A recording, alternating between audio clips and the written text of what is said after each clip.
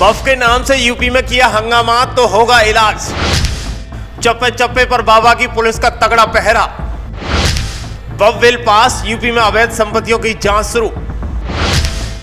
इन दिनों लोकसभा और राज्यसभा से बफ संशोधन बिल के पास होने के बाद देश के कई हिस्सों में मुस्लिम समाज के लोग सड़कों पर उतरकर प्रदर्शन कर रहे हैं। इसके बाद जगह जगह इस बिल के विरोध में विपक्षी दल, समाजवादी पार्टी, कांग्रेस, ममता बनर्जी के नेता मैदान में दिखाई दे रहे हैं। इतना ही नहीं, कांग्रेस सांसद ने तो इस बिल के अगेंस्ट कोर्ट का दरवाजा खटखटा दिया है।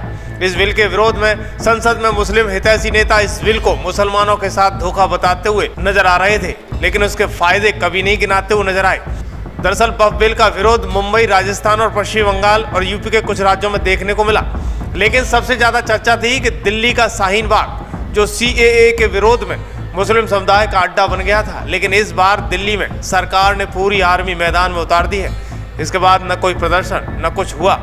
लेकिन दूसरी तरफ चर्चा सीएम योगी के राज्य उत्तर प्रदेश की है, क्योंकि केंद्र की राजनीति का रास्ता उत्तर प्रदेश से ही निकलता है और सारे दल यूपी में राजनीति चमकाने के लिए एड़ी चोटी का जोर लगाते हैं। इसी बीच बफ बिल पर यूपी में कुछ बवाल न हो, उसके लिए सीएम योगी ने यूपी पुलिस को सीधा संदेश दे दिया है। दरअसल उत्तर प्रदेश के सीएम योगी आदित्यनाथ ने एक ऐसा फरमान जारी कर दिया है जिसने बफ संपत्तियों के मालिकों की नींद उड़ा दी है। दरअसल बफ संपत्तियों को चेकिंग का आदेश योगी की तरफ से दे दिया गया है। यूपी के सभी जिलाधिकारियों को सख्त ऑर्डर दिए गए हैं कि पता कीजिए, अभियान चलाइए और बफ संपत्तियों की पहचान कीजिए जो राजस्व अभिलेखों में दर्ज नहीं है, यानी जिनके नाम पर कोई कागज नहीं है। अब सवाल ये कि कैसे बफ हुई, किसने की, कब की, कितने की प्रॉपर्टी है, इन सब का लेखा जोखा जिला अधिकारियों से मांगा जा रहा है। सारे जिला अधिकारियों को निर्देशित करके जल्द से जल्द सारा डेटा कलेक्ट करने का कहा गया है। इसके अलावा जिसने कानून को हाथ में लेने की कोशिश की, नियमों का उल्लंघन किया, उनके खिलाफ बड़ी कार्रवाई का आदेश भी दे दिया गया है। इन अवैध संपत्तियों को चिन्हित करके उन्हें जब्त करने की कार्रवाई की जाएगी। सीएम योगी की तरफ से आदेश जारी कर दिए गए हैं। एक तरफ सदन में विपक्ष हंगामा कर रहा था, तो दूसरी तरफ सीएम योगी ने ये सख्त रुख अपनाते हुए कड़े आदेश पारित कर दिए हैं। आपको बताते चलें कि राजस्व विभाग के अनुसार यूपी में वक्फ बोर्ड की ओर से जिन संपत्तियों का दावा किया गया है, उनमें से ज्यादातर का कोई रिकॉर्ड ही नहीं है। तो फिर कैसे हुई बफ? इन सारे तथ्यों को लेकर आदेश जारी किए गए हैं। राजस्व अभिलेखों के मुताबिक सुन्नी वक्फ बोर्ड में केवल 2533 संपत्तियां दर्ज हैं। शिया वक्फ बोर्ड में 430 संपत्तियां आधिकारिक रूप से दर्ज हैं।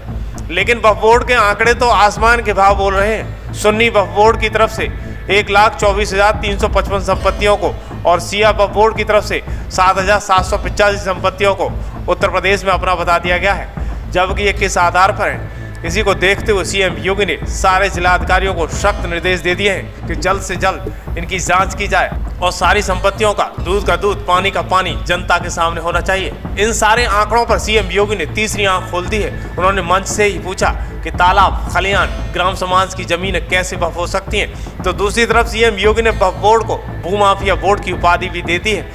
देखिए इस पर क्या कुछ कहते हुए योगी नजर आ रहे हैं। बाकी योगी आदित्यनाथ के आदेश को आप किस तरह देखते हैं, कमेंट सेक्शन में अपनी राय जरूर दें।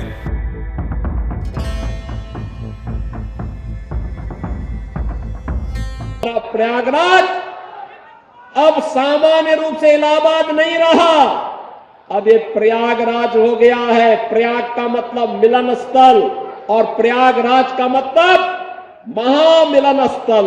महामिलन स्थल, मां गंगा भी मिलती है, यमुना भी मिलती है, मां सरस्वती भी मिलती है, उनका मिलन तो है ही।